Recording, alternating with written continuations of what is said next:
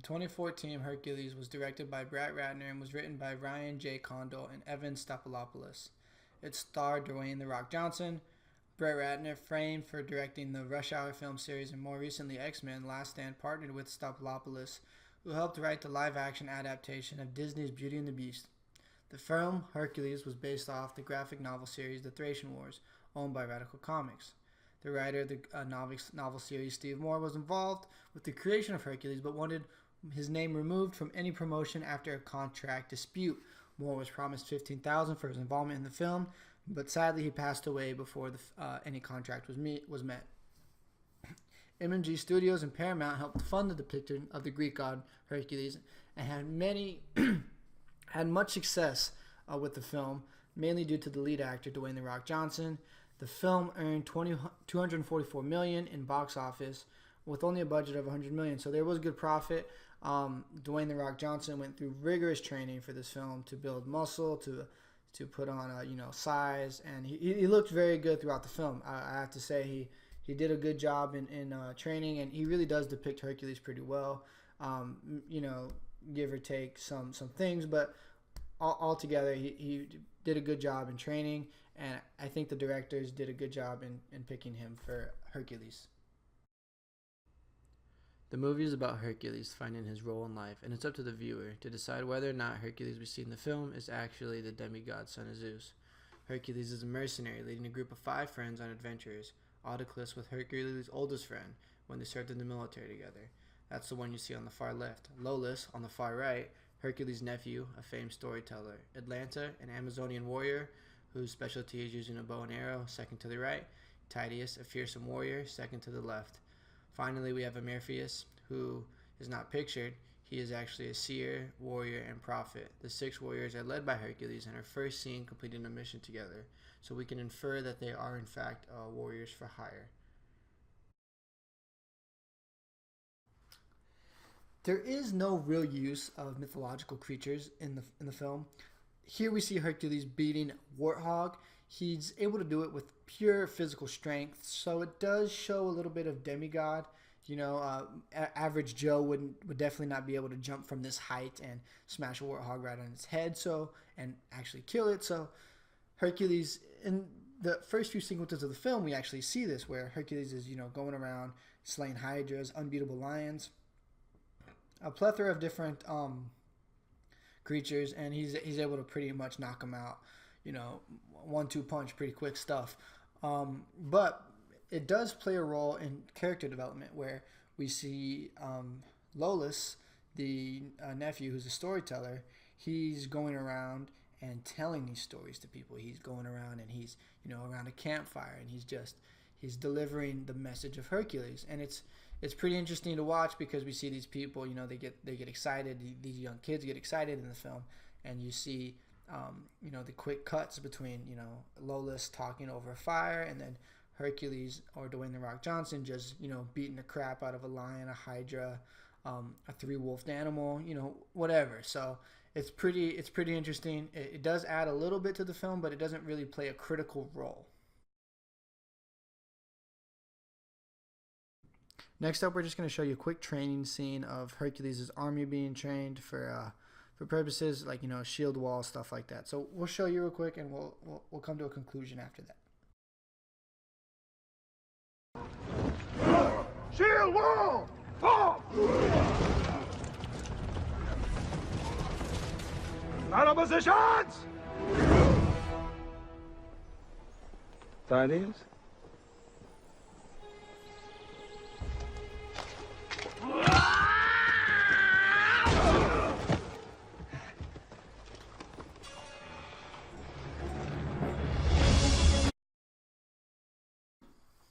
Okay, so we see Hercules' army being trained in a shield wall tactic, and this comes to use for him later on.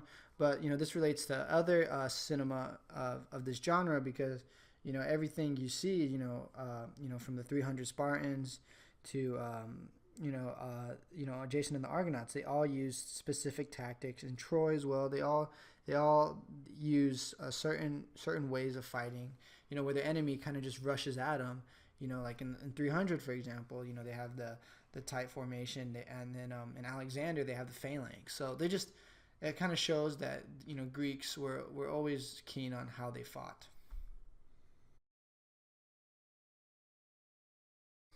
Next up, we have a scene of Hercules just fighting enemy armies, and it just kind of goes to show his strength, his leadership, and his ability to command throughout the film. So this scene, real quick, is pretty pivotal to that.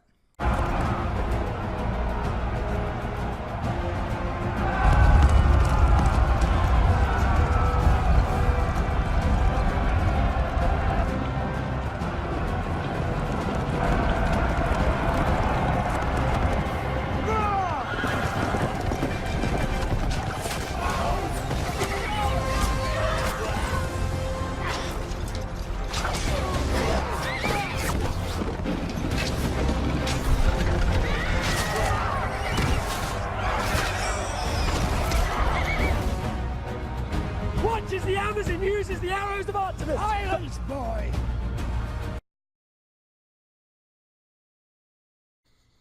Next up, we have Hercules and his army fighting the Bessi tribe, who have been turned by sorcery. So you see, an element of magic in this film. But we see the Bessi tribe try to fight Hercules and his troops. This is before the training happens. So, after Hercules sees that his troops are beaten pretty bad by these guys, he decides to institute a training regimen for his troops. But we can see some more of Herculean strength from the rock in this scene coming up.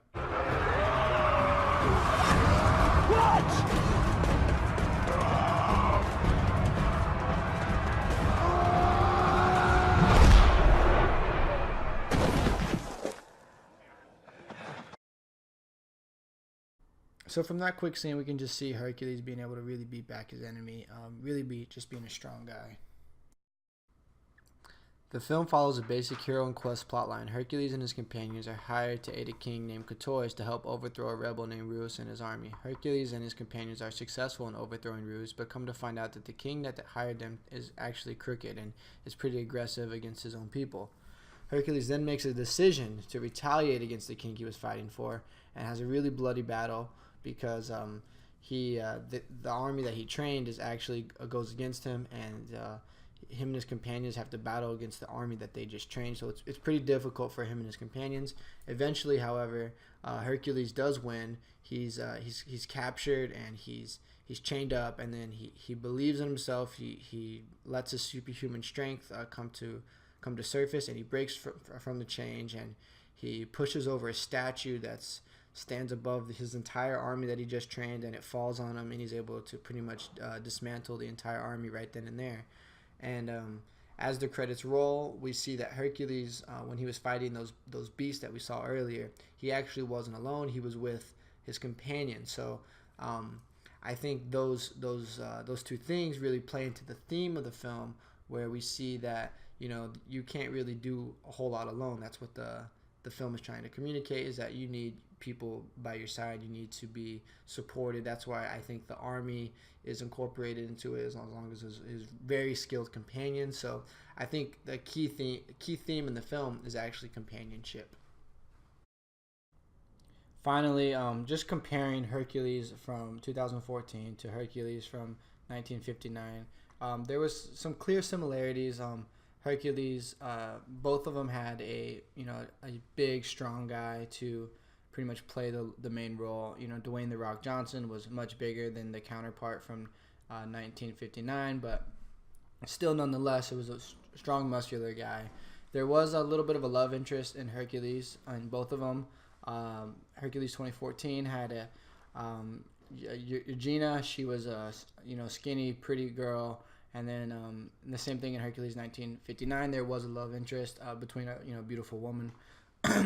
There was a destruction of a tyrannical regime with a plot twist. The regime was actually the bad guy, as we discussed earlier, and that's pretty common in most pamphlet cinema.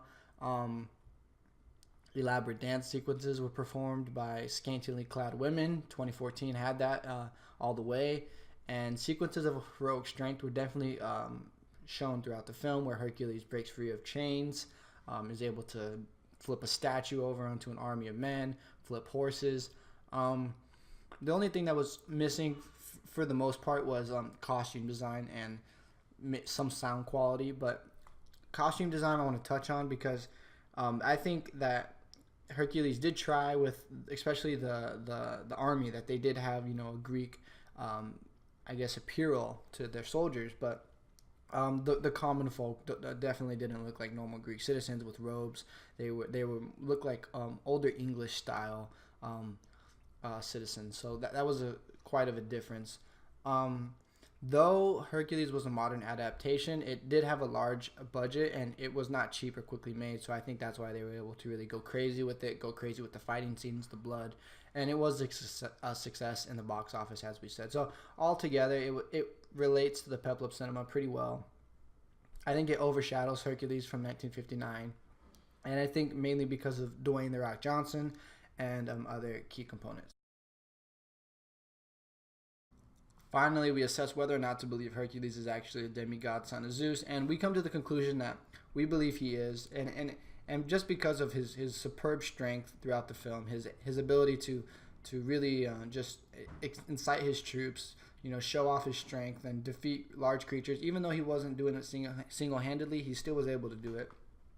So we think that, yes, he actually was the son of Zeus, and that, the strength was in him throughout the film, but it took, the theme of companionship, the aroma of his friends for him to eventually come through and, let himself be Hercules, let himself be strong, and ultimately make the film what it is.